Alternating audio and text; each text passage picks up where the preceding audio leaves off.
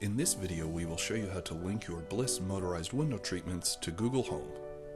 If you have not downloaded the Google Home app, please do this now.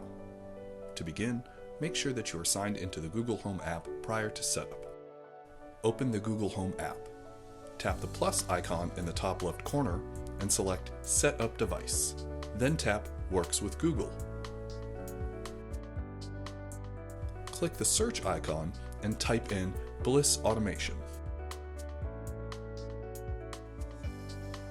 Tap the icon when it appears to continue setup. Enter your app account information on the linking page to link your Bliss account to your Google Home account. Then tap Sign In. Select Yes when asked if you trust the application.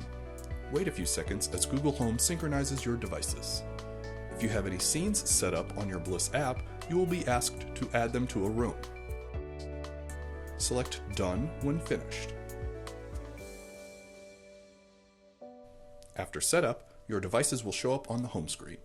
Your Google Home is now ready for use.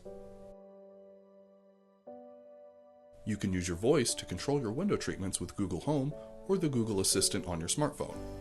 For instance, you can say, "Hey Google, open roller." Okay, opening the roller.